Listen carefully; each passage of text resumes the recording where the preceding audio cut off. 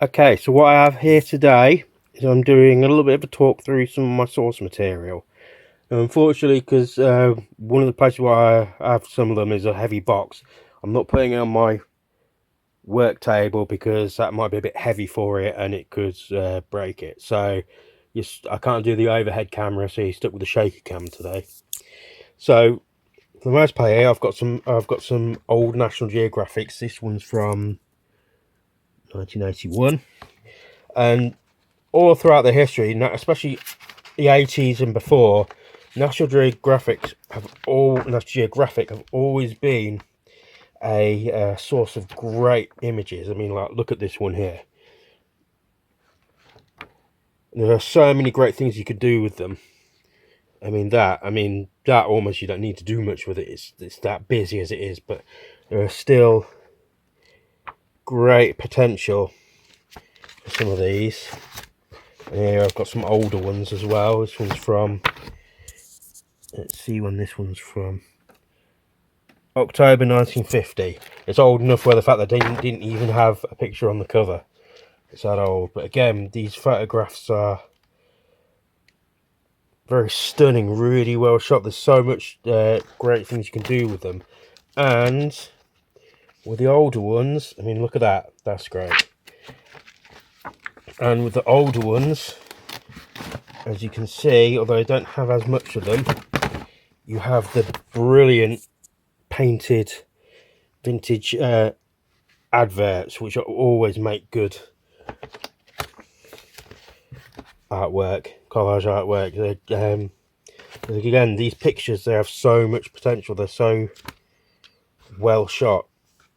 And here I have an old another source that I always used to great effect, were kids encyclopedias. So this is one that I bought recently. It's harder to get these kind of things now, where they've got the really good images. They have to be from the 80s and earlier, and they're much harder to get now. When I started doing collage in the late 90s, these things were 10 a penny. They were so easy to get, but now they're very rare. So you've got, little pictures like this. They're good for like little filler bits. But the reason why I bought this particular book, because you had great pictures like this.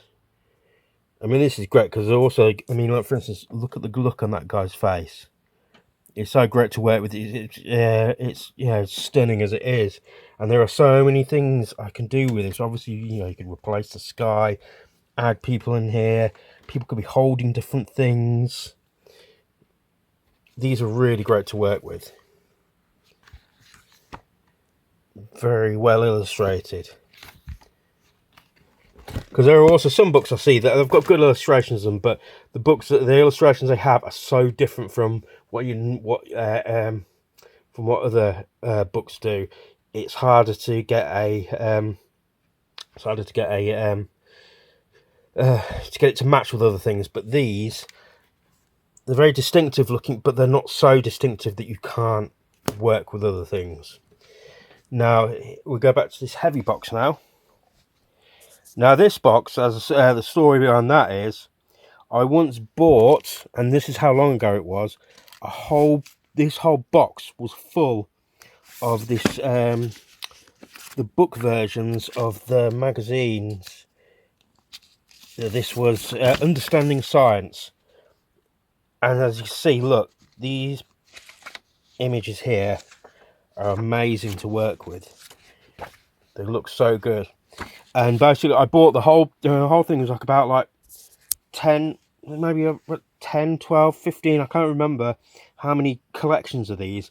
It's all for £5, including the box, which is great. And you can't get these anymore, because, or you can, but they're incredibly expensive. So because this came out in 1962, so these are always really good to work with.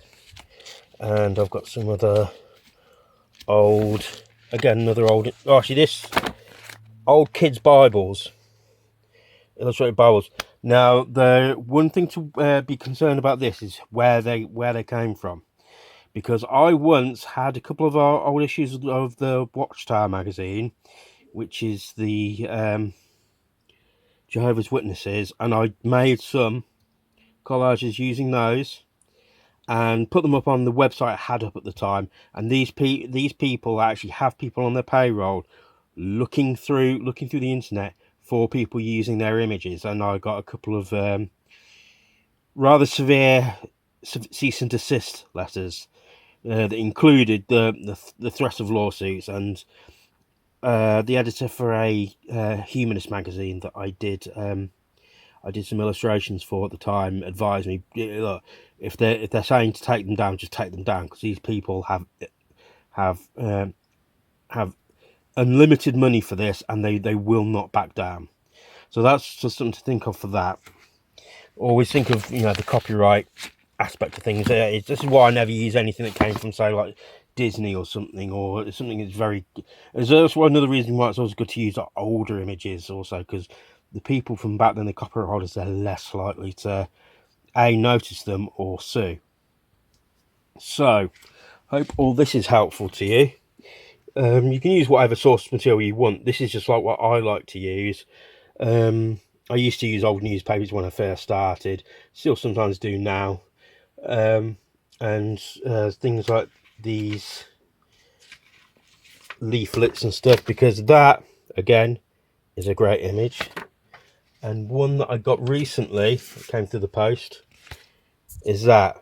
I mean, that image there is basically collage art gold. The way that guy's laughing, I'm gonna have to find something to do with that, and also I'm gonna keep that open for new admissions triangle as well on whatever I do with that.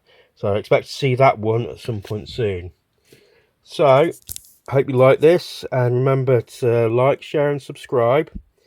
And if you're a collage artist yourself, good luck with finding some good material, because the gold stuff like this is becoming very rare. So, and I'll see you again soon.